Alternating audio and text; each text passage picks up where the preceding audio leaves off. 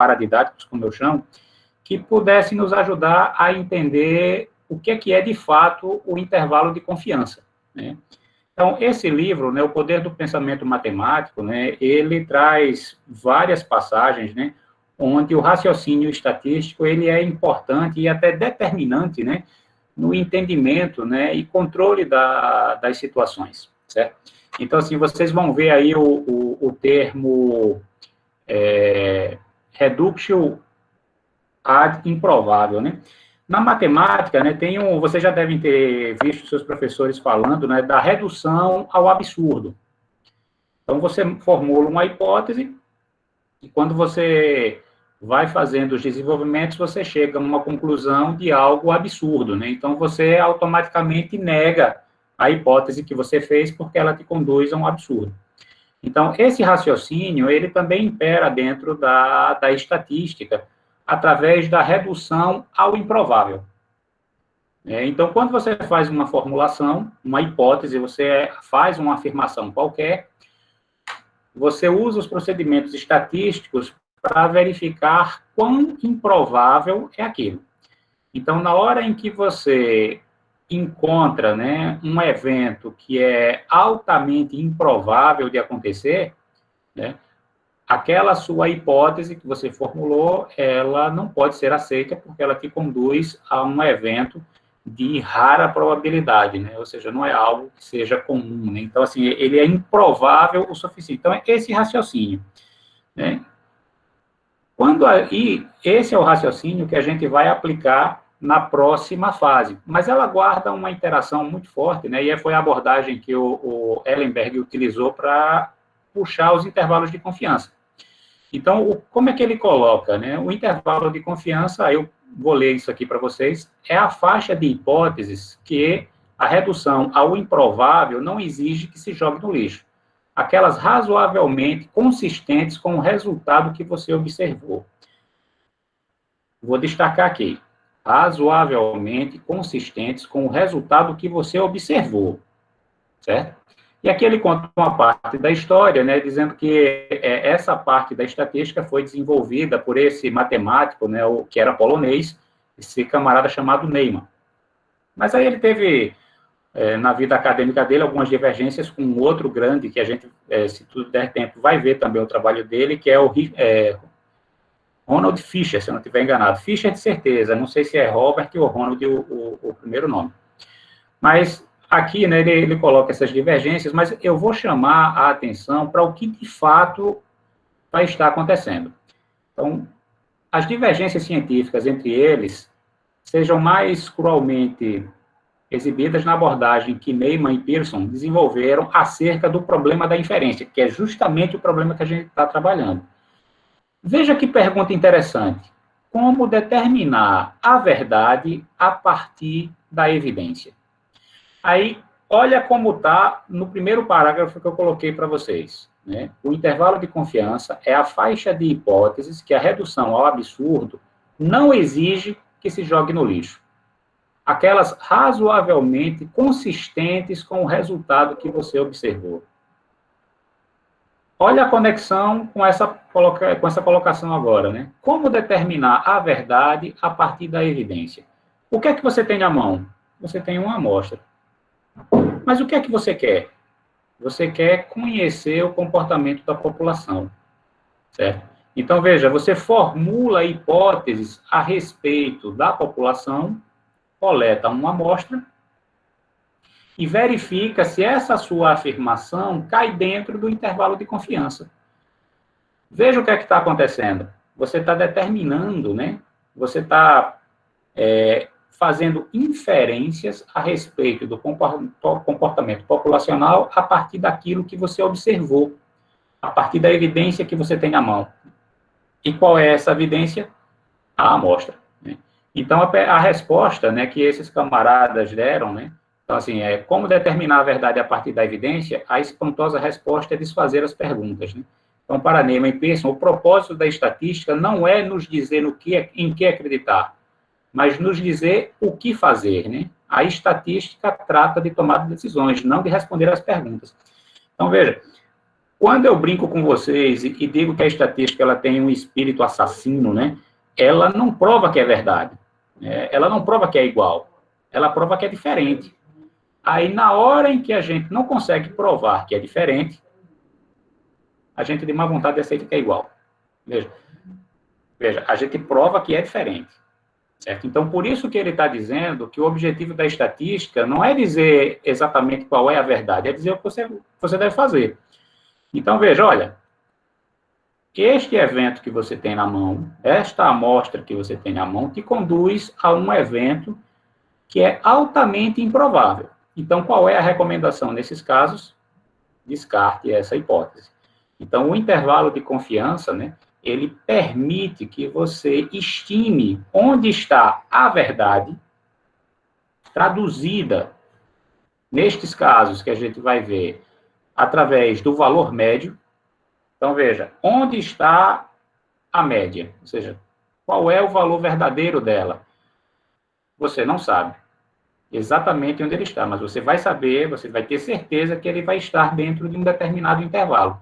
Então, o intervalo, né, é o conjunto de hipóteses, ou seja, a faixa de valores que a média verdadeira pode assumir.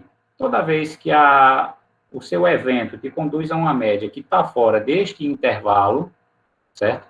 Você tem aí uma hipótese que é reduzida ao absurdo. Ou seja, nesse caso, ela é reduzida ao improvável. E aí, o que é que a estatística recomenda? Que você simplesmente descarte essas possibilidades. Por quê? Porque elas são improváveis, elas são uma redução ao absurdo. Então, veja, o que é que o intervalo de confiança faz? Ele faz o seguinte, ele permite que você estime onde está o valor verdadeiro da média a partir de uma amostra. Certo? Então, eu queria só fazer essa contextualização, né, do que, de fato, né, o intervalo de confiança faz, certo? Que é mostrar para vocês um intervalo onde o valor verdadeiro da média vai estar. Saiu desse intervalo, eventos que você tem uma alta probabilidade de não acontecer. Como está posto ali, uma redução ao improvável. No capítulo de teste de hipótese, que não é o assunto de hoje, mas já que você falou, né, tem uma frasezinha do Triola aqui, Roberto. É assim, ele chama de regra do evento raro para inferência estatística. Se, sob uma dada suposição, a probabilidade de um evento observado particular é excepcionalmente pequena, concluímos que a suposição provavelmente não é correta. Você fez uma suposição, calculou, aí você extraiu um evento lá do espaço amostral. E esse evento tem uma probabilidade muito baixa, provavelmente você começou errado lá atrás. Aí, do ponto de vista até filosófico, religioso, é a famosa porta estreita. A estatística vai pela porta estreita. Não vai pela larga. Vamos lá, eu vou colocar aqui um link, deixa eu ver aqui. Eu, na verdade, já coloquei para quem tinha chegado antes, mas vou colocar de novo. É só para... hoje a gente vai continuar o intervalo de confiança para média e para variância. Vamos ver até onde a gente vai, né? Então, aí esse link é o seguinte, eu vou projetar ela aqui, mas quem quiser pode ficar só ouvindo minha voz no Meet e entrar nesse link. Mas quem não quiser, fica na tela mesmo, não tem problema não. É opcional. Redimensionando aqui a janelinha para eu ver todo mundo aqui. Ver todo mundo e a minha... Só tenho uma dúvida. Oi, Pode ser. Pode falar? Eu tenho uma dúvida. pergunta aí. O assunto que você está começando a dar essa semana agora, ele começa em distribuição normal, lá no livro, para ter pelo menos um direcionamento. A distribuição normal, ela vem umas 2 semanas atrás, se eu não me engano, o Roberto falou. Aí eu tenho que eu não lembro exatamente. Mas aqui já é aplicando a distribuição normal. O assunto dessa semana, que na verdade, Roberto, começou na quinta, aí eu vou continuar agora, é aquele iniciozinho de inferência estatística chamada estimação de parâmetros. Geralmente, como vocês estão vendo aí, estimação de parâmetros. No nosso caso, os 2 parâmetros que a gente está trabalhando aqui, né? A média, a média e a variância de uma população, certo? Eu vou gastar uns minutinhos só para fazer essa contextualização. Então, a gente está aqui, ó. A gente, na estatística, quer responder algo sobre a população, ou a gente afirma e quer provar, entre aspas. Tá? Roberto vai colocar aí no chat uma sequência aí. Aí é o seguinte, quando você diz assim, pessoal que trabalha na área ambiental, eu quero estimar a média do tempo que os processos de licenciamento demoram para ter uma primeira resposta quando entra nos órgãos de licenciamento ambiental. Eu quero estimar essa média. Tá? Aí você diz, tá, em Alagoas, Brasil, o cara diz Brasil. Ou seja, ele delimitou a população dos tempos, a variável aleatória contínua, de demora do processo de licenciamento ambiental. Certo? Então, ele quer atingir isso aqui. Outra pessoa pode perguntar o seguinte, não, eu não quero saber da média. Eu quero saber a variância, né?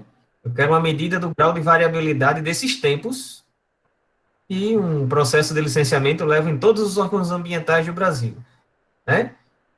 Então, você vai pegar a amostra, você não vai pegar todo mundo, você pega a amostra e lá dentro da amostra você calcula os equivalentes, né? O equivalente aí da média, que é o x barra, e o equivalente da variância. Então, este x barra, e como o Roberto falou na semana passada, ele falou da palavra estimativa pontual. Por que pontual? Porque você está pegando um ponto do todo, um pedaço do todo que é a amostra. Existe, na verdade, inclusive, Roberto também falou semana passada, outra palavra aqui, ó, estimador, tá? Ele falou na semana passada de estimador, ele falou na semana passada de estimativa pontual. Vou colocar só estimativa. Tá? E ainda tem outra palavra aqui em cima, estimação, ó.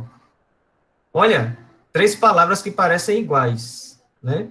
Então, estimação, estimador e estimativa. Bom, estimação é um processo, a gente está estudando isso agora. Estamos estudando o processo de estimar um parâmetro da população. Estimador é a função matemática da amostra, e aí o Roberto na aula passada falou, no caso da média, né? Um estimador é a função matemática da amostra que você vai usar para chegar num valor numérico que seria a estimativa. Então, o estimador é a função matemática.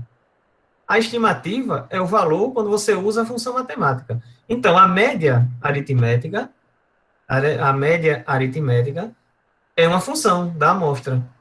É uma fórmula, é uma função. A variância da amostra, amostral, que é o S2, também é uma função. Quando a gente pega a amostra e joga os números neles 2 e chega num valor, a gente está diante da estimativa ou estimativa pontual da média ou da variância. Bom, aí na semana passada também, Roberto falou que a distribuição amostral das médias, ela tende para normal, né, sob determinadas condições.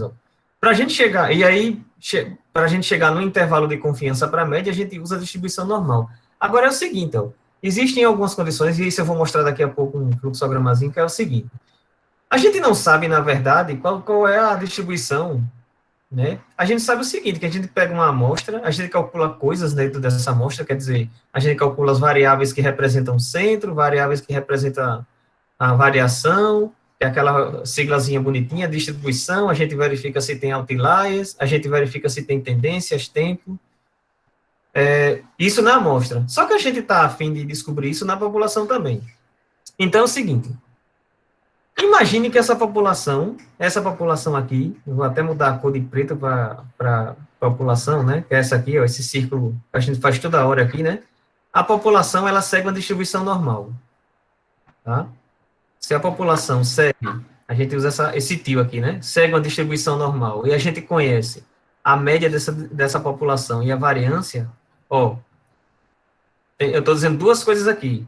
Uma, a população é normalmente distribuída, ou, de forma matemática, segue, a gente representa com esse tio, uma distribuição normal. A gente conhece qual é a média dela. A gente conhece qual é a variância dela.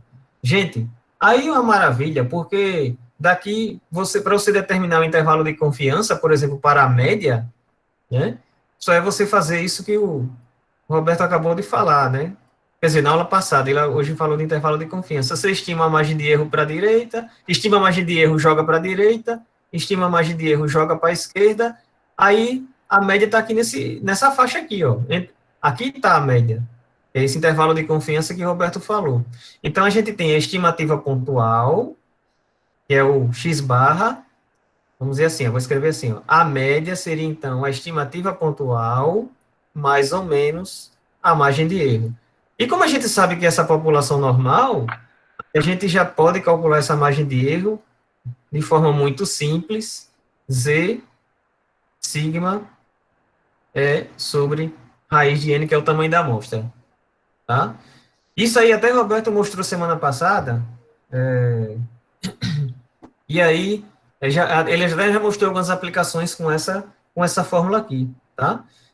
Então, se a gente vai usar a distribuição normal e a gente vai calcular essa faixa, como o Roberto acabou de falar também, está associada a uma probabilidade. Então, esse Z vem da curva normal padrão, né? Já que a população, ó, é normal, vai botar aqui um negativo aqui, um positivo para cá, e a gente associa essa faixa ou esse intervalo a uma probabilidade chamada de nível de confiança. Então, aqui a faixa Essa probabilidade da curva normal, ela é igual à área dessa curva Isso, normal. é a área.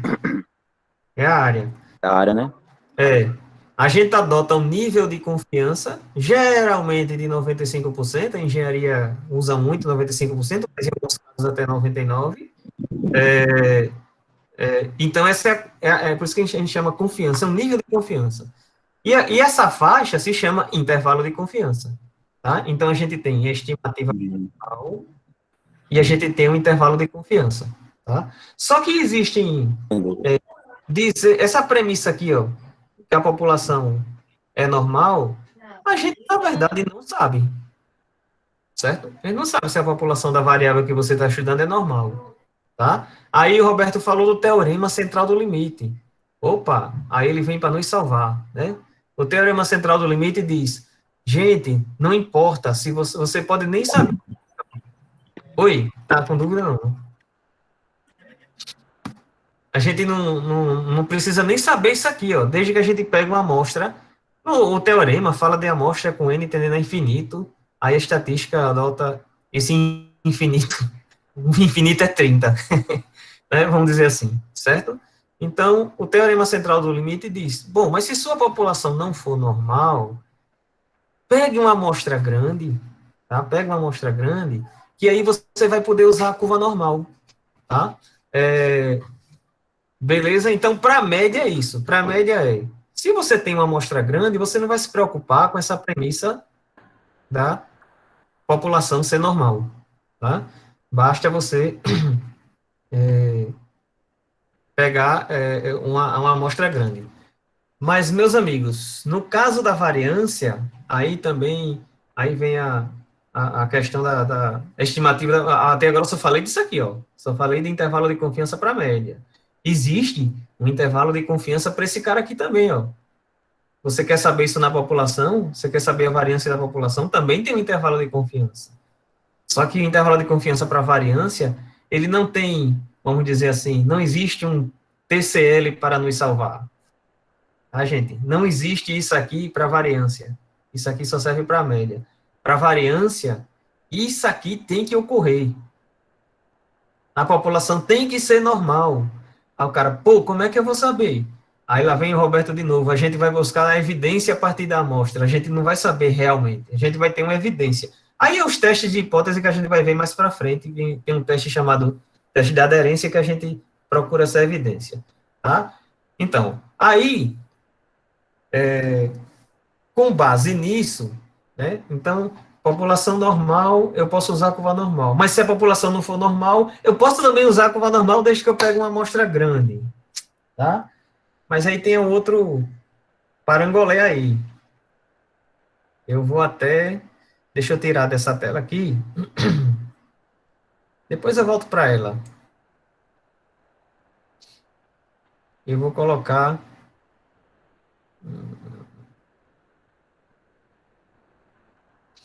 Roberto, se quiser ir falando, pode ir falando aí, viu? Eu vou colocar aqui Tranquilo, Marcos. uma outra telinha aqui. Deixa eu ver se é isso aqui.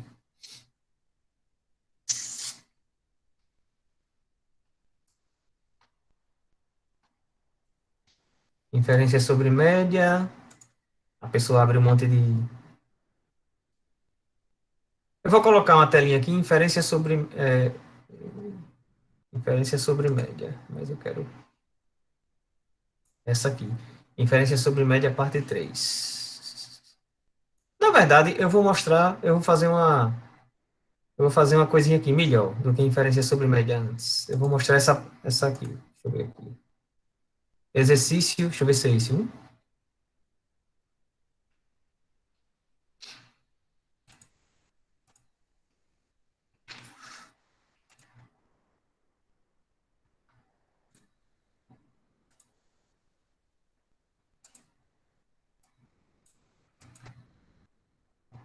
Vocês estão vendo a inferência sobre média da população, parte 3, é esse?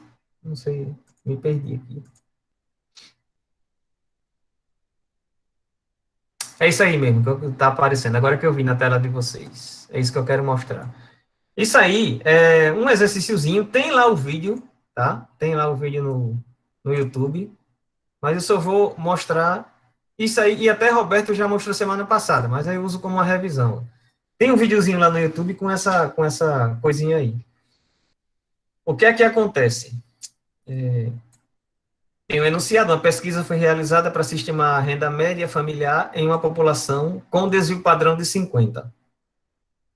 Para isso, tomou-se uma amostra de 80 famílias. A média nessa amostra foi de 500. Adotou-se 95% de nível de confiança. Pergunta-se, tá?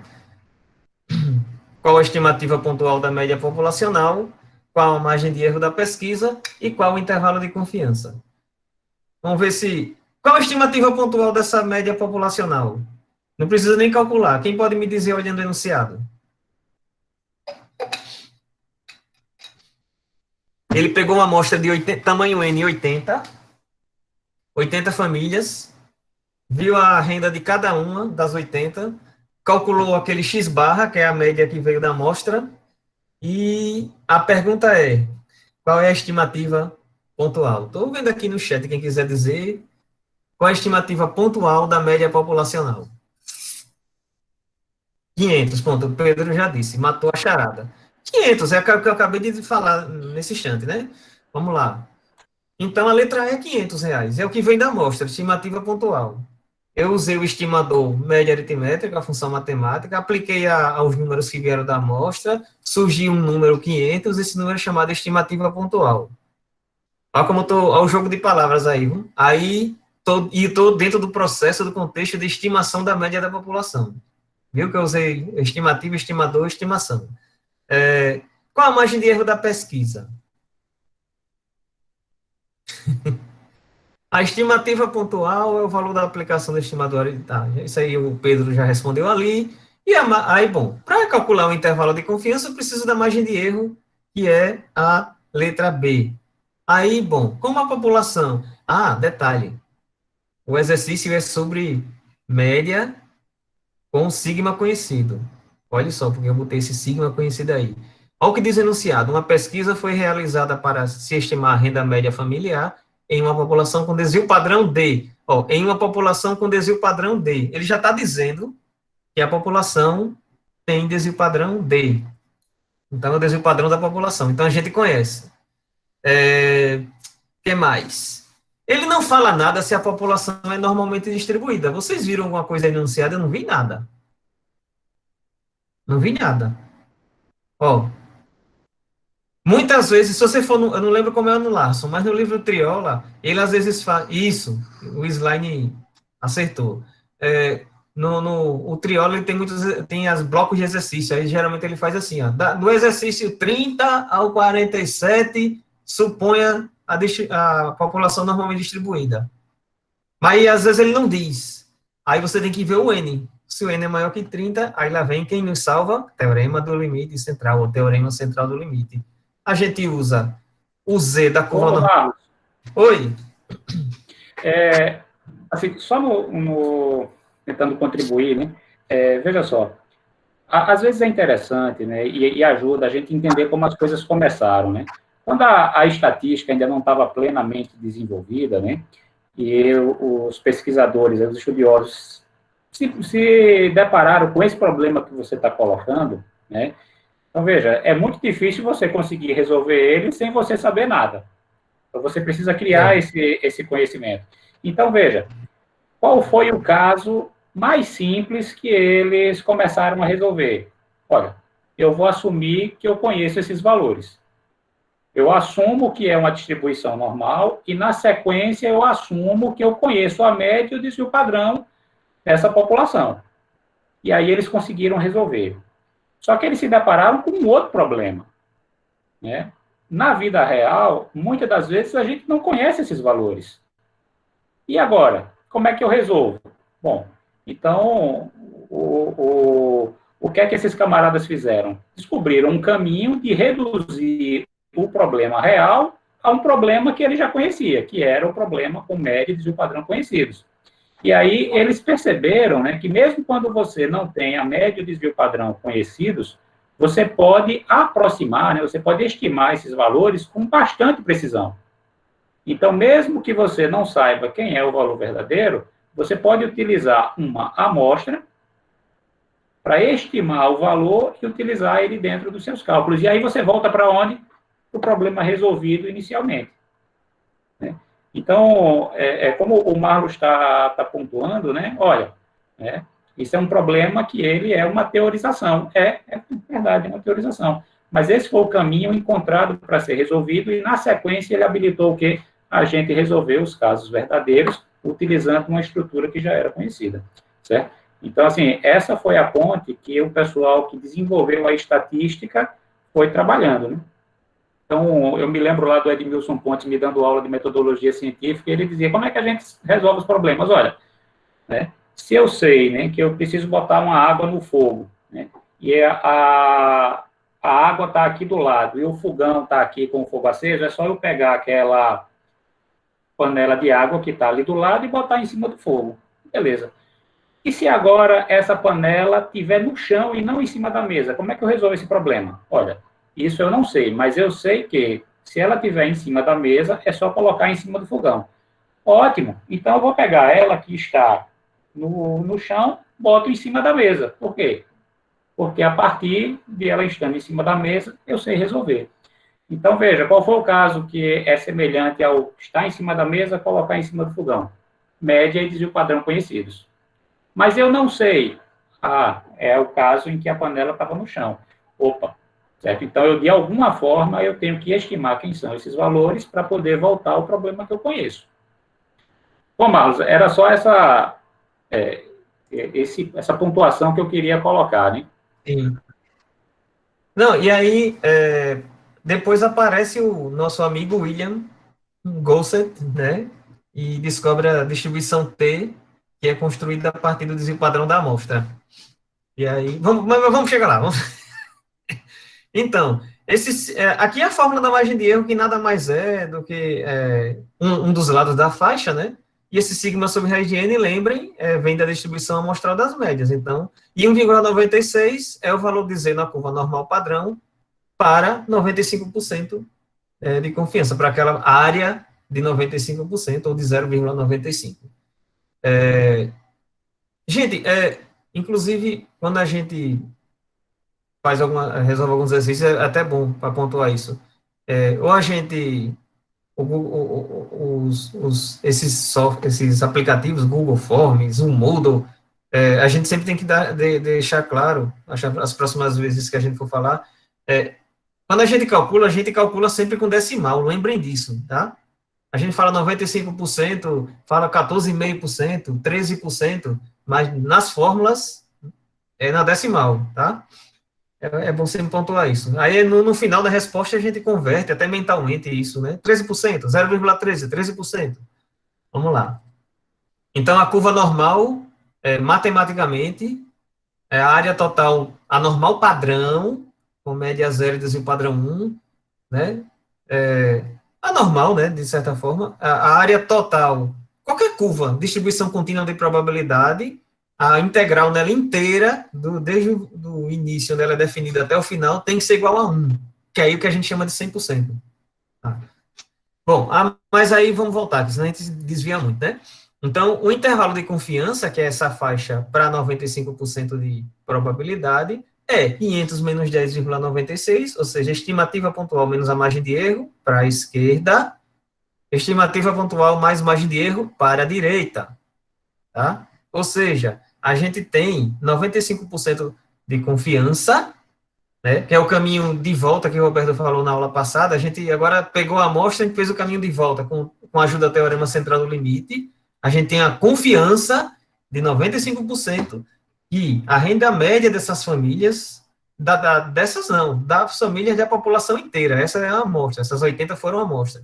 A gente tem a confiança de que a média está ali, ó, entre 489,04 e 510,96, certo? Então, é isso. Aí, com 95% de confiança. Os jornalistas falam em pesquisa eleitoral, que eles usam assim, eles falam, a gente tem 95% de probabilidade dos resultados estarem corretos. Eles falam assim, de forma disfarçada, assim, né? Aí, deixa eu projetar agora outra.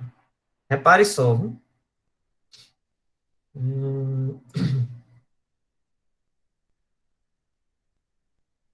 Tem outro exercício aqui, que também tem vídeo no YouTube e tudo mais, né? Mas, deixa eu ver se é esse aqui que eu quero mostrar. Aí, vem...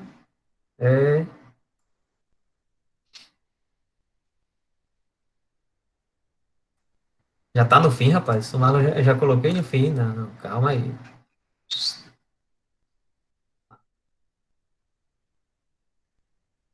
Bom, aí vem essa história aí, ó. Inferência sobre média população, né? Vem essa historinha aqui, ó. Ó, eu quero estimar o MI, a média da população. Bom, mas para estimar o MI, eu preciso conhecer o sigma, tá? Mas para calcular o sigma, eu preciso do MI, tá? É isso que Roberto falou, né? Esse ciclo aí, como é que você fecha? Aí alguém pensou, pô, é aquilo que eu disse, não tem cão caçar com gato. Vamos usar o S. Então, não é esse o que vem da amostra? A gente não tem o da população. Então, na vida prática, a gente não conhece, na verdade, o sigma da população, tá? A gente usa a estimativa, tá no Moodle, Bárbara. Tá como o vídeo do YouTube, isso aqui, tá? Tá no Moodle para você acessar o vídeo no YouTube, tá? Aí, só que para a aula de hoje é a parte 1 e a parte 3. Eu pulei teste de hipótese aqui, que a gente deixou, eu e o Roberto deixamos para a próxima aula. Se uma distribuição da população é essencialmente normal, aproximadamente em forma de sino, então essa distribuição... Aí, gente, ó, uma filha, surge aí, uma filha da curva normal, ou uma súdita, usando a linguagem de Roberto, a rainha, aí tem uma súdita mais próxima da nobreza, né? Aí você tem a distribuição T. O nosso colega Student, que na verdade é um pseudônimo para o William Gossett, que pesquisava sobre cerveja, né, porque alguns países desenvolvidos, a gente sabe que há uma tradição de pesquisa dentro de empresas, né? Então, e aí geram patentes e gera dinheiro, né? E ele estudava, qual era a cerveja, Alberto? Era Guinness, né? Eu não lembro a cervejaria na Inglaterra. Ele era funcionário de lá, só que ele era proibido de publicar. Então, ele usava o pseudônimo aí, Student, né? O Ian era esperto, cara esperto, né? Bom, e aí, então, se uma população, ela é normal, né? Se você tira da população um número com essa configuração aqui, ó, a média amostral menos o Mi, o desvio padrão amostral raiz de N, segue uma distribuição T. E aí se veio a ideia de se usar, e aí a distribuição T tem um parâmetro chamado grau de liberdade. Tá? Aí a gente usa, como é que a gente faz então? A gente faz o cálculo da margem de erro de forma semelhante à curva normal padrão, só que agora a gente usa o T, a curva T, não mais a curva normal padrão, e a gente usa o S no lugar do sigma, tá? Então, a gente usa o S no lugar do sigma quando a gente não conhece o desvio padrão da população, que é o caso mais real. E aí a gente usa a curva T. Agora tem uma coisa, a curva T tem uma característica muito interessante, que é quando esse N cresce, ela se aproxima da sua mãe normal. Eu brinco assim que ela diz, quando ela vai crescendo na vida, ela vai se parecendo com a mãe, né? Por isso que eu uso o mãe, Roberto, né? Que eu gosto de dizer que essas curvas quando crescem, né? Se torna adolescente, adulta, se parece com a mãe. Na verdade, essa brincadeira minha do se tornar adolescente e crescer é o N. Quando o N tende para o infinito, e não precisa ser tão infinito assim também, ela já vai se aproximando da curva normal. Então, muitas vezes, aí, nos livros, vocês vão ver o seguinte, amostras pequenas, aí vai dizer, não, usa curva T. Amostras grandes, aí 40, 50, 100. Aí, tem gente que defende usar a curva normal padrão, né? Mesmo usando o S, mesmo. Então, assim, ou você usa a curva Z, normal padrão, ou usa a curva T, né? A questão de usar o S e o sigma é aquela questão de o sigma da população ser conhecido ou não, certo? Eu vou mostrar um fluxogramazinho aqui do Triola, e aí a gente... Isso aqui eu não vou detalhar, não. Então, são características da curva T, ela tem a mesma cara da curva normal padrão, ela também é centrada no zero.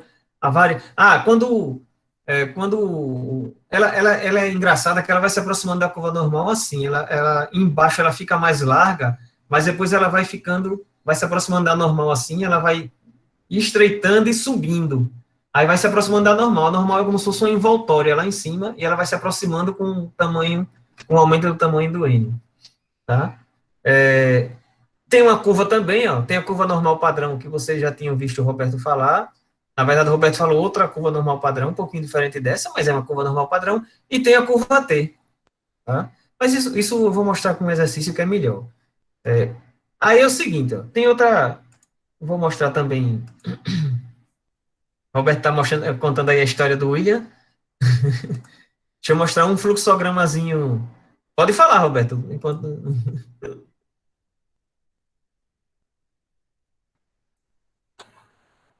Eu falando loucamente aqui, o microfone desligado. Pode mandar bala, Marcos. Eu Não, vou só complementando aqui. Tá. É que ele fala que a distribuição T é conhecida como uma distribuição para amostras pequenas, né? Aí o Roberto está contando aí a história. Essa figurinha eu tirei do nosso amigo Mário Triola, né? O livro Introdução à Estatística. É que, na verdade, é um fluxograma prático. Prático assim, ó. Início. Eu conheço o desvio padrão da população. Se conhece, você vai para o ramo da esquerda, aí tem lá uma série de consequências. Se não, você vai para o ramo da direita. Aí, repare. Se você conhece, né? No final, você vai tentar usar a curva Z, da curva normal padrão. Está ali embaixo, ó. A curva normal padrão. Não sei se eu consigo apontar que está aqui, ó. Tá? E se você não conhece, a tendência é você caminhando até chegar aqui. Mas tem condições antes, né, gente? Tem condições antes, não é só assim, não. Ó. Então, vou pelo caminho do sim, tá? Depois eu vou pelo caminho do não. Você conhece o desvio padrão da população? Sim. Aí tem aquela história. A população é normalmente distribuída? Se você sabe que vai direto para a curva normal. Né? Curva normal padrão e tal, cálculo Z, cálculo margem de erro, beleza. Mas se ela não é normalmente distribuída, aí vem aquilo que eu falei antes. Bom, mas a amostra é grande o suficiente, vou de novo para a curva normal, que é o teorema central do limite. Se não, aí é como se dissesse assim, os métodos que Marlos e Roberto estão mostrando aqui não servem para nada. Eu estou sendo bem, como de Roberto, assassino aqui da aula, né? Aí você tem que procurar um outro método que não é esse que a gente está falando aqui. Aí ele usa aqui o Bootstrap, que é um método está ficando não, já é um método muito utilizado, é computacional, porque os computadores, como estão muito fáceis de trabalhar e já rodam com uma velocidade, mesmo o computador pessoal roda com uma velocidade grande, já tem um método computacional chamado Bootstrap, né? E realmente ele só dá para fazer, ou no mínimo numa planilha, não dá para fazer cálculo à mão com ele, não.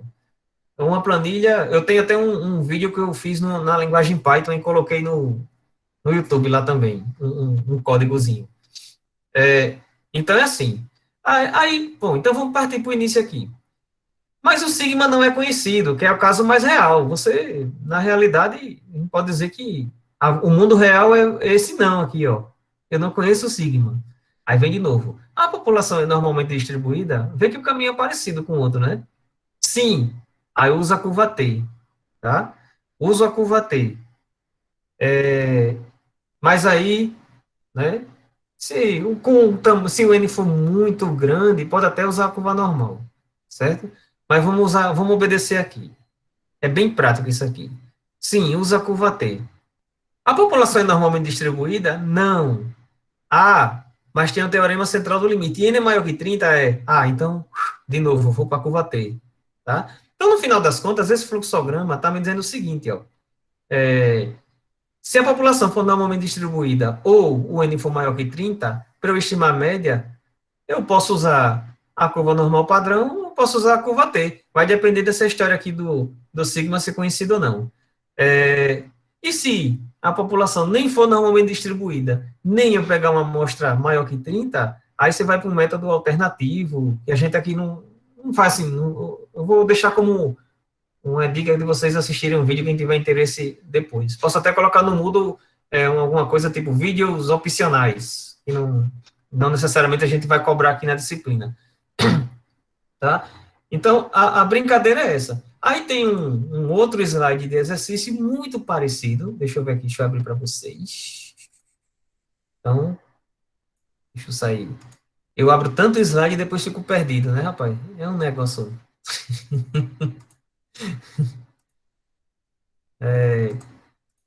eu acho que é...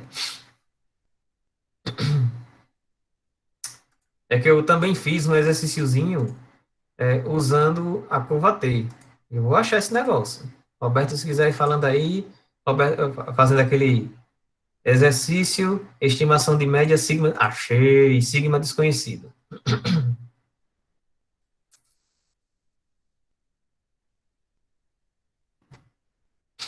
Estimação de média, sigma desconhecido. Eu cliquei nele, depois abri, depois fechei. Burrice. Vamos lá. Pronto. Nosso amiguinho está aqui. Vocês vão ver que é um exercício quase igual ao anterior, só que agora usando a curva T. Tá? Aí lá vai eu aqui, projetar.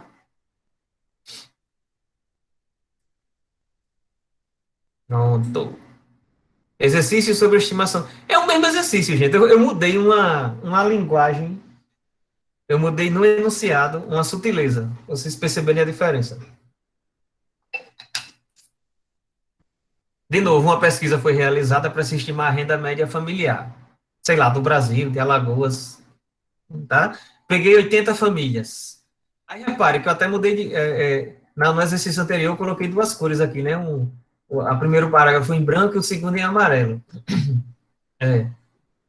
Depois, não, o Roberto tem uns fluxograma também bem interessante. Eu vou abrir a palavra, Roberto, depois que eu terminar esse exercício para você falar. Acho interessante também. Tá? Mas, vamos lá. Para isso, tomou-se uma amostra de 80 famílias. Aí, repare, a média nessa amostra foi de 500. Nada diferente do exercício anterior. Estimativa pontual. Eles vão até fazer a mesma pergunta, né? De novo, mesmas perguntas. Agora, a novidade desse exercício é que o desvio padrão está na amostra, ó, e o desvio padrão de 50. Ele não está dizendo que o desvio padrão é conhecido não na população. Ele calculou o desvio padrão de 50 da amostra. Ele pegou lá as 80 famílias, aí perguntou, qual é a renda dessa família aqui? Né? Tanto. Aí calculou a média, deu 500. Calculou o desvio padrão, deu 50. Então, tudo está na amostra agora. De novo, adotou-se 95% de nível de confiança. Qual a estimativa pontual? A mesma resposta, é o 500, que o Pedro respondeu naquela hora lá. Qual a margem de erro? Quase igual à fórmula. No intervalo de confiança, a mesma fórmula. Repara só. Então, a estimativa pontual é a média, é o valor da aplicação do estimador média aritmética simples. Tá? A margem de erro é o sigma desconhecido. Aí agora a gente usa a curva T, não usa mais a curva Z, e a gente usa o S, porque a gente não conhece o sigma. Agora é o S, né? Que é o desvio padrão da amostral. Tá? Só que na curva T, você não vai direto, ela é um pouquinho diferente da curva normal. Na curva normal padrão, você diz assim, eu quero, 95%? Vou lá na curva e pego o Z. Puf! A curva T é assim, 95%? Mas eu preciso de mais uma variável, que é o número de graus de liberdade. Ah, tá. O número de graus de liberdade é representado geralmente por essa letra aí, é o Ni, é o N-1, para a estimativa de média N-1, e dá 79. Aí você vai na curva T, você vai procurar, eu vou mostrar daqui a pouco, o número de graus de liberdade igual a 79, e vai procurar o correspondente ao nível de confiança de 95% e vai achar o valor de T. Eu vou jogar o valor aqui, para não perder o raciocínio, tá? Mas é isso aqui, ó. O que é que a gente faz? Ó? A gente adota, então, o nível de confiança. A curva T tem a mesma cara, né? Ela é filha da curva normal, ela tende para a curva normal quando o N vai crescendo, então ela tem a mesma carinha, né? Simétrica. Quando a gente adota 95%, essa minha figura aí não está muito proporcional, não, né? 95% era para estar mais larga essa minha faixa, né? Não sei se vocês perceberam a minha inconsistência no desenho aí. 95% está muito estreito, né? Essa minha parte vermelha. Eu acabei gravando o vídeo com esse errinho. Não é um erro, mas pode confundir, né? 95% na verdade pega quase tudo, né? Então, aí o seu nível de confiança é 95, e você quer achar a sua média nessa faixa delimitada pela área de 95, tá? Bom, se é 95 na área central, para ir na tabela da curva T, você, na verdade, a tabela me dá o valor de T para a parte que está fora, para complementar, para os 5%. Então, aqui no caso, é 5% em duas caudas, porque tem a cauda da esquerda e a cauda da direita. Ou seja, a área branca é 5%, as duas caudas. A área central é 95%. Tá? Então, você, na verdade, lá na curva T, na tabela, você vai 79, procurar o número de graus de liberdade, e vai procurar esses 5% em duas caudas, certo? Aí você vai achar esses limites para calcular justamente a margem de erro. Essa é uma tabelinha que eu fiz até no Excel, tá? Aí você vai aqui, ó, número de graus de liberdade, porque aqui tem assim, ó, tem o número de graus de liberdade, aí vai 1, 2, 3, 4, 5, 6, aí vai 28, 29, essa parte cinza aqui, ó, é tudo o número de graus de liberdade.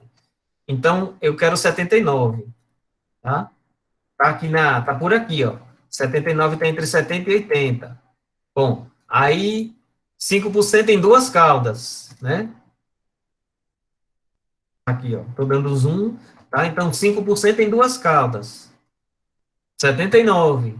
Então, eu vou procurar entre 70 e 80 e vou procurar aqui 5% em duas caudas. Está entre 1,994 e 1,99. Está mais perto de 1,99. Quando você for usar um software, a calculadora, né, a Julinha, a Carlinha, ou seja lá qual é a sua calculadora, né, ela vai, provavelmente, te dar a interpolação bem... depois eu volto, Rebeca. Ela vai te dar a interpolação mais precisa possível, vai dar perto de 1,99, porque é 79, né? Quando a gente faz assim à mão, eu adotaria aí o de 80, tá? Na mão, assim, para fazer um cálculo rápido. Mas, claro, você vai usar um Excel, vai usar um software, vai usar uma calculadora, ele vai te dar 1,987. Vai dar perto de 1,99, ele vai interpolar certinho, tá? Vou usar para ficar didático, eu peguei esse aí, e aí voltei para o slide lá. Aí, Rebeca, já vou te responder que eu voltei para a figura agora. Então, eu vou usar o T1,99, tá? E aí jogo na fórmula e 11,12. Olha só, a margem de erro fica um pouquinho maior. A curva T, ela, quando a amostra é pequena, ela tem uma cauda um pouco mais larga que a curva normal padrão, tá? Como eu falei, quando o N vai crescendo, ela vai se aproximando. Mas, Rebeca, é porque assim, ó, de novo, 95 é o centro. Então, as duas caudas, a direita e a esquerda, somam 5, que é a área complementar, certo? Se 95 é o centro... Ah, pronto, entendeu, ainda bem. Então, a área complementar. Tá? Se você adotar 99 de confiança, aí você vai vir aqui na curva, 1% em duas caudas, tá? Roberto está lembrando uma coisa importante. Para esse assunto que a gente está agora, sempre a gente vai olhar duas caudas, é bilateral, tá? Teste de hipótese é que às vezes você precisa olhar para uma cauda só, certo? Pronto, aí a resposta é muito parecida com o exercício anterior, né? Significa 500, que é a estimativa pontual menos a margem de erro para esquerda, estimativa pontual mais a margem de erro para a direita. De modo que você tem 95% de confiança, deixa eu ver aqui, Daniel está então, 95% de confiança de que a renda média das famílias está entre quase 489, quase 511, por ali. Certo? Aí, isso também tá no YouTube. É, eu vou, antes de entrar na variância, eu vou propor para vocês depois, ó, que façam o seguinte. Deixa eu botar aqui no slide, tá? Tem uns slides que eu mandei para vocês até em cor branca, né? São os slides que eu uso na aula presencial. Esses slides coloridinhos que eu tenho feito é mais para o YouTube, tá? Eu mudo, vou inventando aí uns padrões de cores aí para ficar um pouquinho mais bonitinho, né? Mas assim, ó, deixa eu mostrar uma coisa para vocês aqui. Os slides que eu costumo usar na aula são esses, os branquelinhos aqui, ó. Não sei se vocês estão vendo. Deixa eu ver aqui.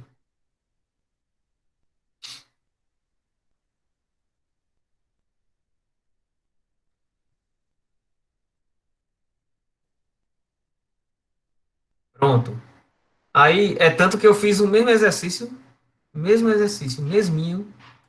Estão lá nesses, são os mesmos exercícios, ó.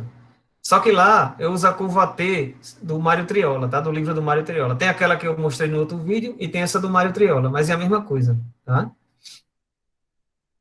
Certo? Bom, aí, ó, eu escaneei tem uns livros, o Mário Triola ele sempre tem um exercício, ele faz uma perguntinha, ó, por exemplo, deixa eu ver aqui. Acho que é esse. Ah, aqui supor a amostra aleatória simples, população normalmente distribuída. Ó, eu não vou fazer esse exercício, não. Mas eu já passei para vocês esse slide e posso passar de novo hoje. Tentei passar no mudo, não sei se consegui. Uma América deseja desenvolver. Ele tem vários exercícios, tá? Eu escaneei alguns aqui, ó. Uma América deseja desenvolver um critério para determinar se a taxa de pulsação de um paciente é atípica e deseja determinar também se há diferença entre homens e mulheres. Usando uma amostra de taxas de pulsação do conjunto de dados 1, ele sempre usa, né, o conjunto de dados do livro dele, do apêndice, a taxa de pulsação dos homens podem ser resumidas com as estatísticas. A amostra dos homens, 40 homens, a média de 69,4, estudo na amostra, e diz o padrão 11,3, certo? Essa é a amostra de homens. A amostra das mulheres, também foram 40 mulheres, a média deu 76,3, e diz o padrão 12,5. Aí repare, na letra A, construa uma estimativa do intervalo de confiança de 95% para a taxa de pulsação média dos homens. Então, ele quer a média da população dos homens, dessa taxa de pulsação, para 95%. É o que a gente acabou de fazer, para aquela renda média das famílias. Terminou aí. Aí a letra A é você achar o intervalo de confiança para os homens. Letra B, faça a mesma coisa para as mulheres. Então, a mesma coisa da renda das famílias que eu falei antes, para as mulheres. Agora, a letra C, que é legal, que tem a ver até com o momento que a gente está vivendo, né? Compare os resultados. Podemos concluir que as médias populacionais para homens e mulheres sejam diferentes? Por que sim, por que não? O Triola gosta de terminar sempre com uma letra fazendo alguma pergunta para você raciocinar, tá? Você vai, então... Eu não vou... Eu acho que eu não consigo aqui. Eu vou... eu gostaria de... Enfim, vocês vão fazer o seguinte, ó. Vocês vão pegar... Bom, primeiro... ele não diz que a população é normalmente distribuída, mas como eu falei, isso é um bloco de exercícios do Triola e ele fala que é, tá? Mas mesmo que não fosse, N é maior que 30. Ah, então posso usar ou a normal ou a T, beleza, tá? Vou usar então o quê? Normal ou a T, já que eu posso usar uma das duas, tá? Bom, um sigma desconhecido, aí você pode, pelo aquele fluxograma, você pode usar a T. Mas dependendo também do N, que é isso que o Roberto pode falar depois, você pode até usar normal. Mas se você for para aquele fluxograma prático, ele já direciona para usar o T, porque o sigma é desconhecido. Então, na verdade, o que você vai fazer é calcular uma faixa para os homens, tá? E vai dizer que tem 95% de confiança da taxa de pulsação média dos homens está entre tanto e tanto. Eu não tenho aqui o gabarito dele não, para mostrar para vocês. Mas tentem fazer. Aí vocês vão chegar numa faixa para os homens. Na letra B, o mesmo cálculo. Calcula a margem de erro para a direita, para a esquerda. Vão chegar na faixa para as mulheres, tá? A letra C é engraçado que a letra C é como se fosse já, ele está fazendo já um prenúncio do assunto da próxima aula, de teste de hipótese, mas dentro do assunto atual, que é a estimação. Ele quer testar se há diferenças entre homens e mulheres. Alguém saberia dizer? Eu tenho, ó, na letra A, eu vou fazer essa pergunta, quero ver quem responde. Eu vou ter uma faixa para 95% para os homens. Para a letra B, vou ter uma faixa de 95% para as mulheres. Como é que eu posso concluir na letra C, se há uma diferença significativa de taxa de pulsação? Esse por que sim, por que não do que o Triola pergunta na letra C? Quem se arrisca a dizer como é que ele vai chegar nessa conclusão? A pista que eu dou é que tem muito a ver com pesquisa de eleitoral, com aqueles jargões que o pessoal usa na pesquisa eleitoral, quando mostra o resultado. Não sei se alguém pode dizer assim, pô, bicho, mas a média das mulheres já está ali, ó, deu maior, deu 76,3, ó, tá bem maior que a dos homens. Mas, né, isso não basta. Em estatística, a gente brincou na aula passada, 2 mais 2, às vezes não é 4. Ou 2 pode ser igual a 2,1. Ou 2,5 pode ser igual a 3. Né? Isso vai depender de como é a distribuição dos dois, dos homens e das mulheres. Luiz, porque N é igual? Não. O N vai te ajudar a decidir sobre curva normal, curva T, usando o teorema central do limite. O N, ele, na verdade, influencia. Se os N's fossem diferentes, Luiz, isso ia influenciar no desvio padrão da distribuição amostral das médias, aí dos homens e das mulheres, tudo bem. Mas o N é igual, então não é isso que vai determinar, não. Quem tem a ideia? Outra ideia. Margem de erro, o slide colocou. Tá, é por aí. Você quase chegou. Mas a margem de erro eu vou construir intervalo de confiança na letra A para os homens e na letra B para as mulheres. A minha pergunta é, eu estou com esses dois intervalos na minha mão. Como é que eu respondo a letra C? Já com os intervalos construídos, já usei a margem de erro, já botei x barra para a direita, x barra para a esquerda para os homens e fiz a mesma coisa para as mulheres. Aí eu estou com as duas faixas na mão, eu estou até já dando uma pista aqui. Estou com as duas faixas, de homens e de mulheres. Como é que eu descubro, como é que eu respondo a letra C? Já dei uma pista aí no meu movimento aqui da minha mão. Lembre eu vou dar alguns segundos, porque senão a gente não termina. Eu tenho que falar ainda de mais coisa. Hein, quem se arrisca? Verena, cadê quem que fala muito aqui? O Lucas, cadê o Vitor? E quem não fala muito? Vamos falar hoje.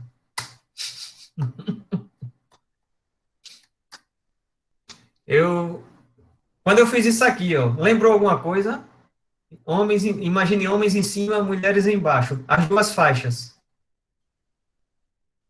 Quando eu fiz essa brincadeira aqui, com esse movimento. Tá até o sol aqui batendo na minha cara para ajudar vocês aí, ó. Hein? Lembrou alguma coisa? Vixe, o povo tá sem querer arriscar mesmo.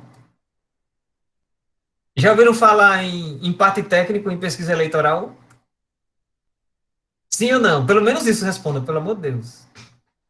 Olha, a Verena deu um sim, assim, um sim, mas... Então, é o mesmo raciocínio. O que é um empate técnico na pesquisa eleitoral? Como é que você diz que dois candidatos estão empatados tecnicamente na pesquisa eleitoral? Quem se arrisca? Bora, pô, se arrisca aí. É, o jornalista, a margem de erro, tudo bem, mas assim, a margem de erro eu usei para determinar a faixa. Eu estou com as duas faixas prontas, já estão aqui, as minhas duas faixas prontas. Na pesquisa eleitoral, na verdade, eles mostram assim, ó. Né? Ele mostra a curva, a reta assim, chegou aqui com a margem de erro para cima e para baixo. Eita, quase você acerta, Luiz. Quando a margem de erro de um chega ao percentual do outro. Quando as faixas são iguais, não. Quando elas. Eu vou dizer já, tá? Para a gente não perder mais tempo. Pronto, quando a diferença está dentro da margem de erro. É por aí, Juan. Os dois intervalos de confiança, eles têm uma interseção. Tá? Quando eles se cruzam. Certo? Quando eles se cruzam. Então, se os dos homens der 60, de 60 a 80. Aí tem bicho que eu exagerei agora de.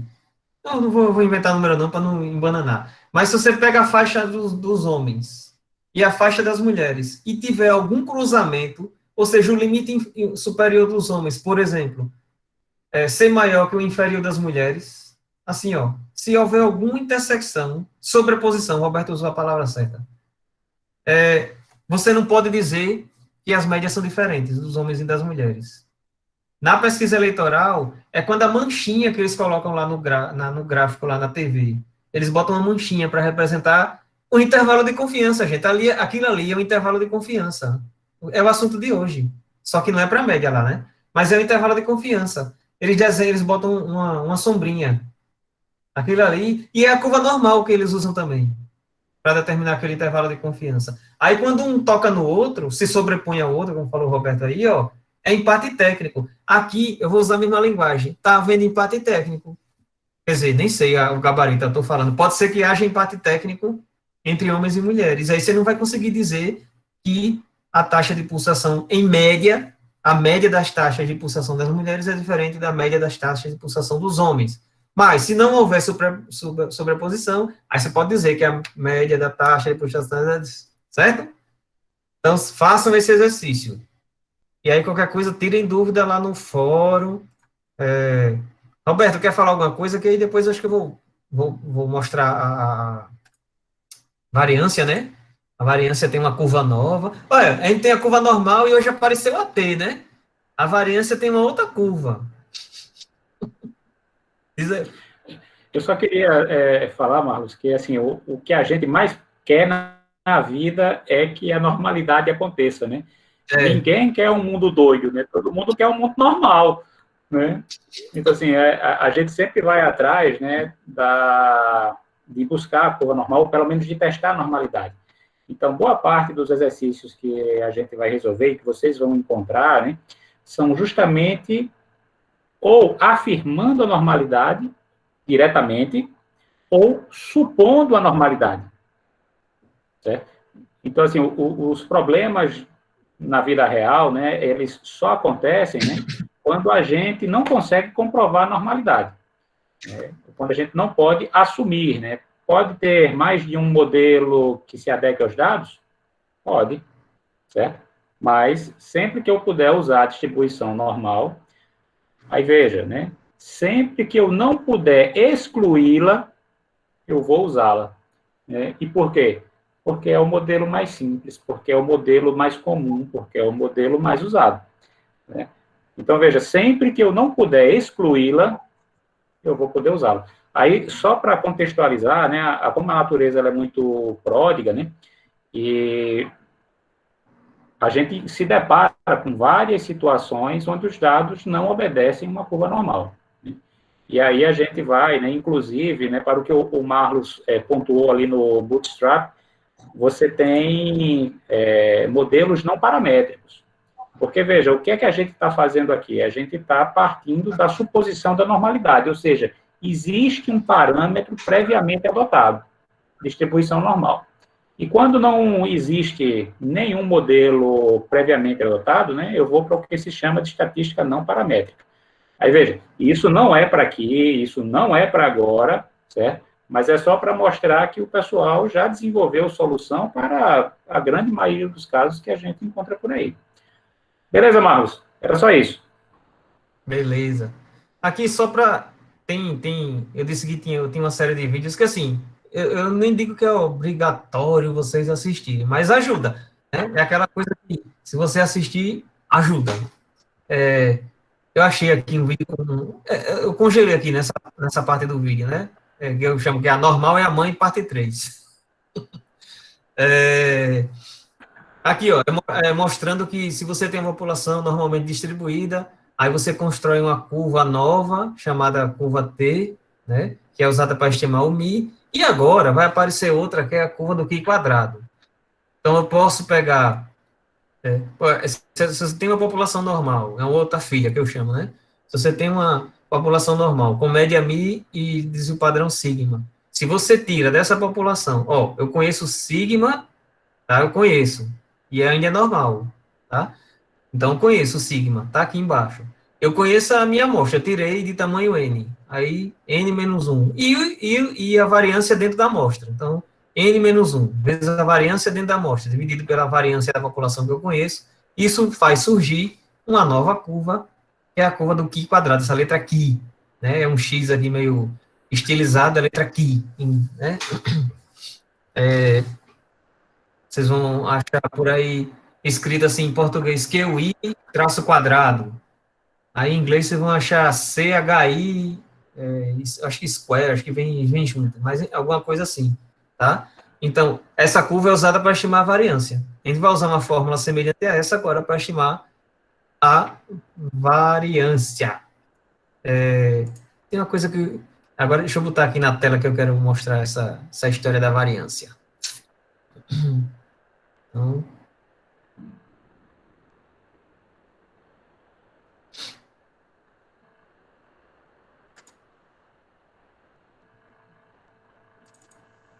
acho que é esse aqui, este aqui.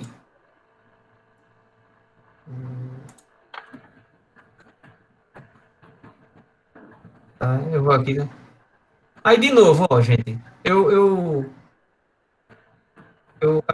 lembra que quando eu comecei a aula de hoje, eu comecei com aquela história, imagine que eu quero saber a média dos tempos que leva um processo para cumprir uma etapa do licenciamento ambiental. Aqui eu fiz outra brincadeira aqui, eu disse assim, imagine que eu quero saber a média, desculpa, a variância, ou desvio padrão, né, do faturamento no verão de empresas de determinado porte no município de Maceió. No exemplo que eu comecei a aula, eu quero saber a variância dos tempos de licenciamento nos órgãos ambientais.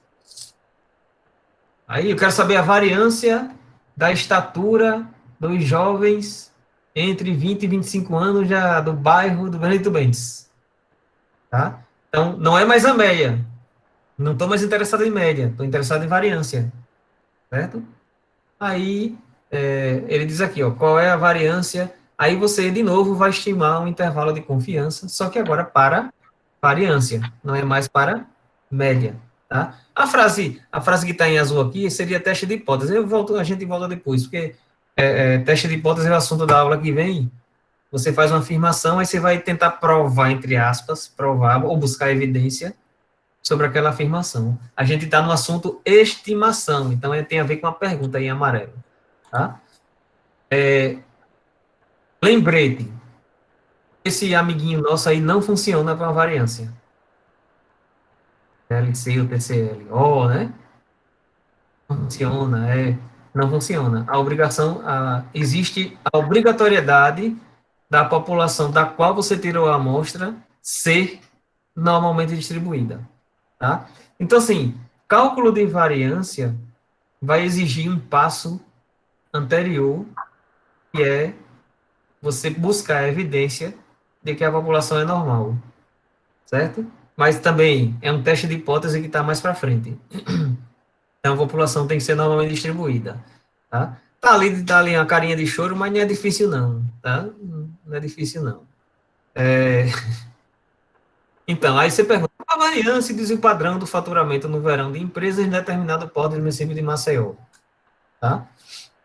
Aí você toma a amostra, né? Calcula a variância, você já buscou a evidência, já descobriu que ela é normalmente distribuída, né? Tem evidência, calculou a variância, e aí você adota um nível de confiança de novo, tudo de novo, 95%, 99%, né? Geralmente a gente adota 95%. Só que aí a gente vai agora usar uma outra curva, que é aquela que eu mostrei, que está lá no vídeo. É a curva aqui quadrado. Só que a curva do Q quadrado, ela é engraçada assim. Ela não é simétrica mais. A curva T e a curva normal padrão são simétricas. O que acontece para a direita, acontece para a esquerda. É um espelho. A curva do Q quadrado não é, não. Na prática, o que é que vai acontecer? Quando você ia na tabela na curva normal e na curva T, você achava um número, isso era rebater do outro lado, negativo, né? 1,96 para a direita, na curva normal padrão, para 95%, e menos 1,96 para a esquerda. A gente, no exercício anterior, a curva T, 1,99 para a direita, menos 1,99 para a esquerda. Na curva do Q quadrado, você tem que procurar, você vai na tabela duas vezes para achar o da direita e o da esquerda, porque a curva é assimétrica, então você tem que ir duas vezes lá para achar o da direita e o da esquerda, tá? Aí você calcula o intervalo de confiança, né? Aí, pelo fato, aí vem aquela, por isso que eu mostrei aquele normal é a mãe, né? Aquele vídeo meu, porque ele mostra lá de onde vem a curva aqui quadrado. A gente vai usar um raciocínio semelhante ao caso da média, mas sabendo que a distribuição é assimétrica. Então, aí o intervalo de confiança é a manipulação da fórmula de cima. Olha só. E outra coisa, o limite da direita é maior do que o limite da esquerda, que está aí no denominador. Então, aí ele é jogado para o lado esquerdo ali, ó. Vocês estão vendo o D de direita do lado esquerdo e o E de esquerda do lado direito, mas é isso mesmo, não está errado não. Esse aí é o intervalo de confiança para a variância, tá? Tudo que Roberto falou, a filosofia envolvida, a abordagem intervalo de confiança vale. Na prática, a forma de calcular é que vai mudar. Vocês podem, observem aí que não tem negócio de margem de erro para a direita nem para a esquerda, não, justamente por causa da assimetria. Então, eu não vou achar um valor de eu vou somar para lá e vou diminuir para o outro lado. Não, porque é assimétrico. Mas já está aí a fórmula pronta, não tem dificuldade nenhuma também. Não é nada, não é nenhum bicho de sete cabeças, tá? Então, assim, mas o raciocínio é o mesmo. Eu tenho 95% de confiança de que a variância da população que eu estou estudando está entre os limites aí, o da esquerda e o da direita. Então, eu tenho essa confiança, tá? A carinha aí da curva, a curva aqui quadrada. Agora, assim como a curva T, ela tenta se aproximar da mãe quando n tende para o infinito. Ela acaba se tornando simétrica quando n cresce, tá? Tem história aí de... Também aí, tá? Tá aí o intervalo de confiança entre esses limites. E aí, a mesma interpretação da média, só que agora para variância. Se eu tenho um número infinito de amostras aleatórias e o intervalo de confiança para o nível de confiança 95, para sigma 2 for calculado a partir de cada amostra, então 95% desses intervalos conterão o verdadeiro valor de sigma 2. Tá? Aí eu vou Aí, vou mostrar para vocês isso em formato de exercício, tá? Pra vocês observarem. Aí eu saio desse aqui, né? Eu saio desse e vou para o de exercício. Para mostrar para vocês isso na prática, esse negócio aí.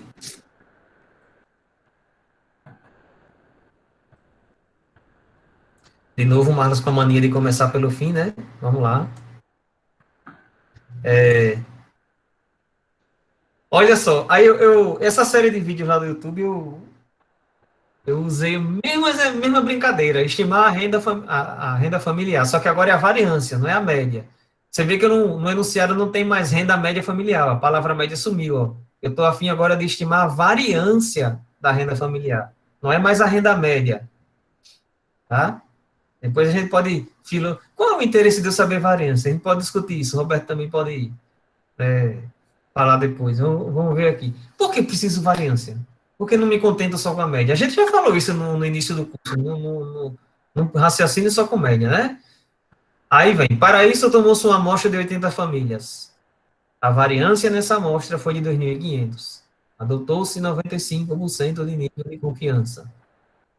Determine intervalo de confiança para variância. Eu nem dividi em pedaços, né? A letra A, B, C. Já fui direto. Determine intervalo de confiança para a variância. Ó, ele pegou uma amostra e dentro da amostra deu 2.500. N igual a 80, 95% de nível de confiança. Certo? Então, a gente vai construir isso aí, ó. Um intervalo de confiança. Então, a gente tem que achar quem é esse aqui quadrado aí na curva no lado direito e o que quadrado do lado esquerdo. Tá aqui, ó. Na curva. Tá? Aí eu fiz o slide como se o cálculo fosse na mão, né? Como se a pessoa estivesse na calculadora, metendo o dedo na calculadora. Aí 79, que é o n-1, vezes S2, dá esse número grandão aí, 197.500. Aí resta ir na curva e achar esses dois camaradas aí, tá? Aí a curva, olha, mais uma curva na vida de vocês, né? Curva normal padrão, curva AT e curva do Q quadrado, né? Bom, a curva do Q quadrado, geralmente, ela tem essa característica, ó. Essa aqui é uma curva minha também, que eu elaborei no Excel, ó. Você tem que olhar para a área, você está interessada naquele cara ali, que está piscando ali, em azulzinho, ó, embaixo. Então, tem que olhar toda a área que está à direita dele, tá? Bom, se eu estou usando o intervalo de confiança de 95, a área do meio é 95, mas eu quero esse cara aqui. Então, eu vou olhar para toda a direita dele. É o 95 do meio, mais o 2,5 dessa cauda aqui da direita.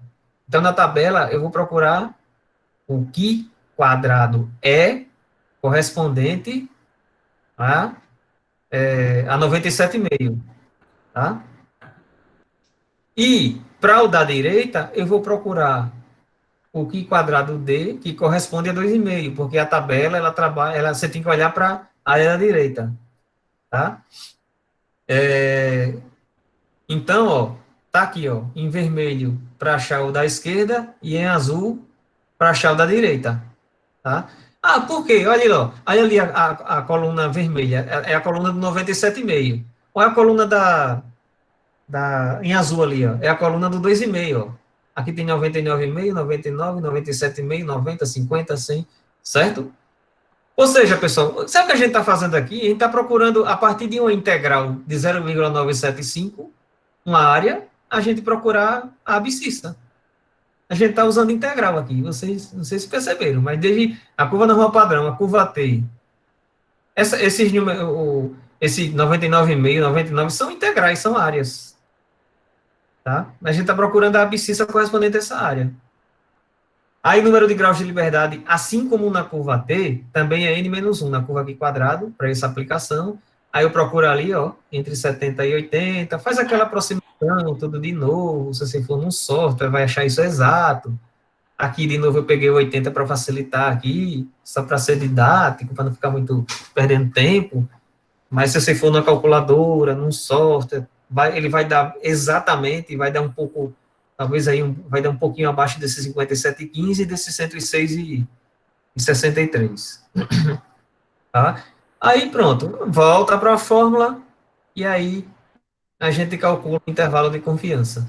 Vocês estão vendo que o cálculo de intervalo de confiança não tem nenhum segredo, assim, dificuldade, tá? Vocês têm que entender o que significa o intervalo de confiança. Se você jogar na fórmula, você vai chegar à conclusão, ó, a renda das famílias tem uma variância de 1.850, tem uma variância D não, tem 95% de confiança dele estar entre, né, a faixa, 1.852,2 reais ao quadrado, né, que é a variância, e 3.455,82 reais ao quadrado. Ao desvio padrão, a gente pode tirar a raiz quadrada de ambos os lados, para dar em reais, né? Certo? Então, a gente está num assunto, falei no início, de estimação de média de variância da população. Então, a gente estima faixas, adotando um nível de confiança e prestando atenção em que curva a gente vai usar. A média a gente vai usar ou a curva normal ou a curva T, e na variância a gente vai usar a curva do π quadrado. Tá? Mas a filosofia é a mesma, você vai encontrar uma faixa. Na média, você vai calcular uma margem de erro por causa da simetria, vai somar para a esquerda, diminuir, somar para a direita, diminuir para a esquerda, e na curva, e para a variância, não. Já está a fórmula pronta aí, também não tem nenhuma dificuldade. E vem aquela conversa, por que estudar a variância, né? Né, gente? Você é um engenheiro de produção de uma fábrica de sucos que vem em embalagem, né? Você quer fazer um monitoramento se ela está preenchendo o volume das garrafinhas de forma correta, ou não é bem de forma correta. Você quer que o consumidor vá na prateleira do supermercado e diga lá, 350 ml, seja realmente 350 ml. Um consumidor, vai lá, vou pegar o nome de alguém aqui, Raíra, é? A Raíra vai no supermercado e pega uma garrafa e tá 400 ml. Aí deixa eu ver, tá aqui, o Igor vai no supermercado, pega uma garrafa da mesma marca, do mesmo lote, e tá 300 ml. Tá? A média pode até estar legal, mas estão percebendo a variabilidade altíssima, então o consumidor não vai confiar naquela empresa que está entregando um produto com uma variabilidade dessa. Tá? O Roberto tem, né, Roberto, aquele livro, a gente sempre, você me emprestou Números Governam a Nossa Vida. É muito legal esse livro, quem puder ler. A questão da variância, a questão que quem trabalha com trânsito quer trabalhar na redução da variância. Você quer ter a certeza que sai daqui, eu estou na Jatiuca, eu quero chegar na UFAL mais ou menos de forma previsível, não quero, Marcos, não quero um dia com 30 minutos, no outro dia cortou um com pouquinho. 50, né? Oi? Cortou?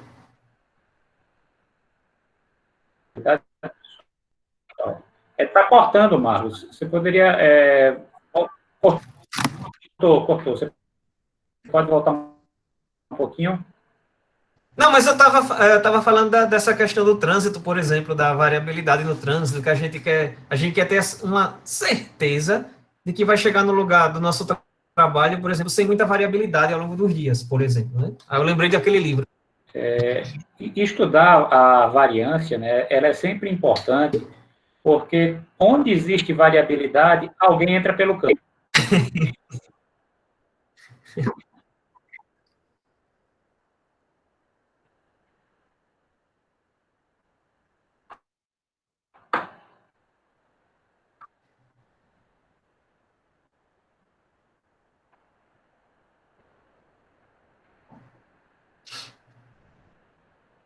Tá, a Roberto travou ou ou foi minha internet que ficou ruim? O Roberto travou, Roberto também. Cada um tá travando uma vezinha, só para ficar, para equilibrar aqui. Eita. Tá, Roberto?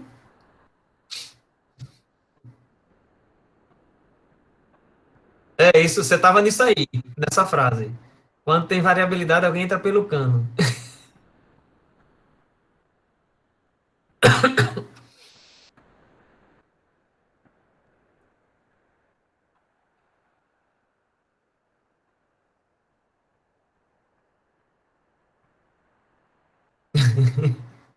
Agora a internet variou, teve variância aí.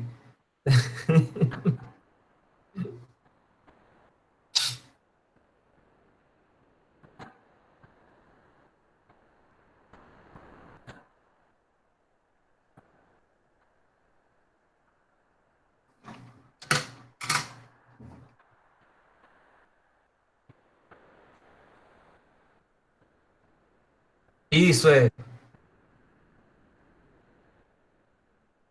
Se for maior, é o produtor, Alguém entra pelo cano. Boa, boa. Dessa nova forma de interpretar. Ou o produtor ou o consumidor. Alguém vai sair lesado nessa brincadeira. Aí o engenheiro de produção, né, Roberto? Ou alguém que está trabalhando na produção, eu digo engenheiro de produção, algum de vocês que estiver trabalhando numa produção, eu digo assim, produção, porque engenheiro de produção, o Roberto talvez conheça melhor mais do que eu.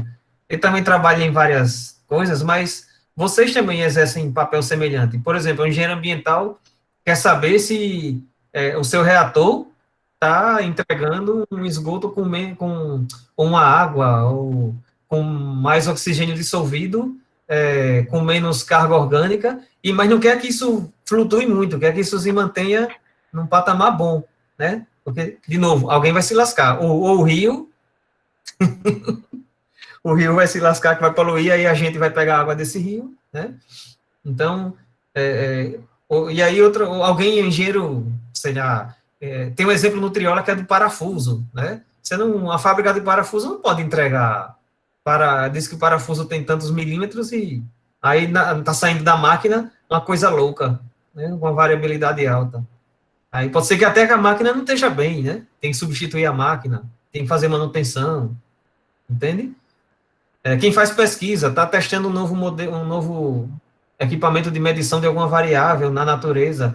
Também ele não pode eu não posso fazer propaganda do equipamento que eu estou inventando se ele dá muita variabilidade em relação ao que já está consolidado.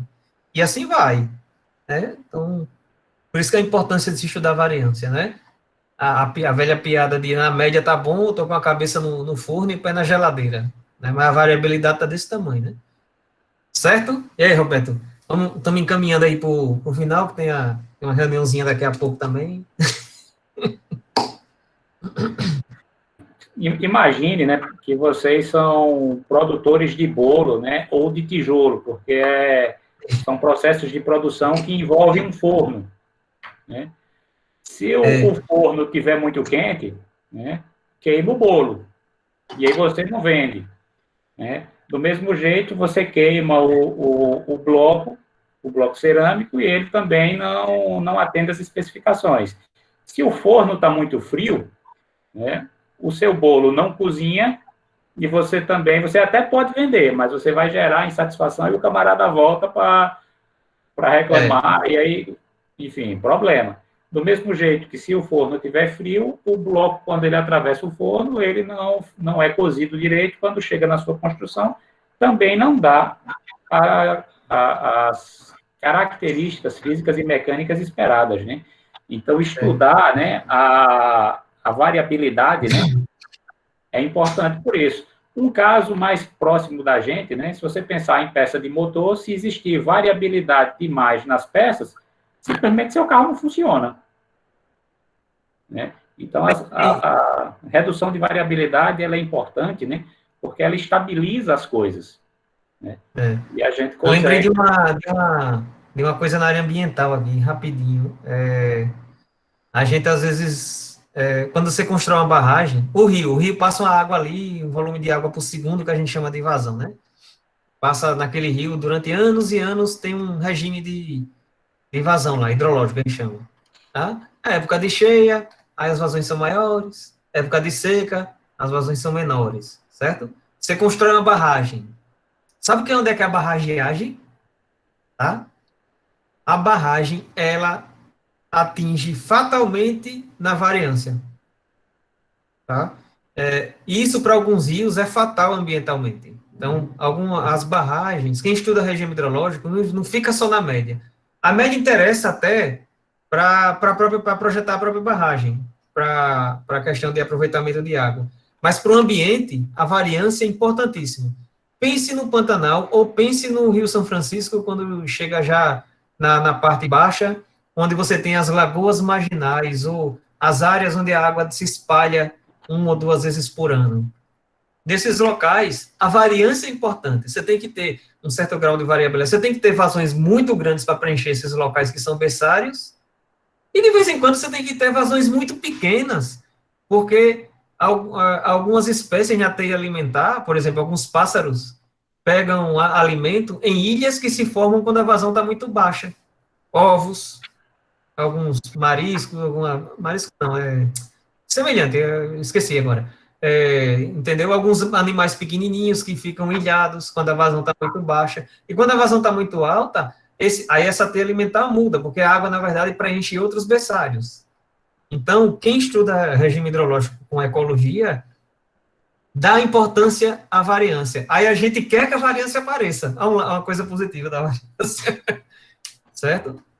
A gente não quer reduzir tanta variância. Mas é isso, pessoal. A gente se empolga aqui, porque o tempo já está chegando aí no final. Já vou me despedindo aí. Tem algum recado aí, Roberto? Tudo certo, Marcos. Na quinta a gente tem encontro. A gente está fazendo aula quinta porque a gente sentiu necessidade de fazer. A gente está gravando quem não puder assistir, gente. A gente está muito tranquilo com esse negócio de quem não puder assistir. A gente está colocando lá no Moodle, né, o acesso. Então, tá tranquilo. Assim, a gente no início tinha planejado não dar aula de quinta, mas agora a gente sentiu necessidade. E a gente faz o que gosta, né? A gente dá aula porque a gente gosta. Beleza? Um abraço, vou indo Professor. lá. Oi.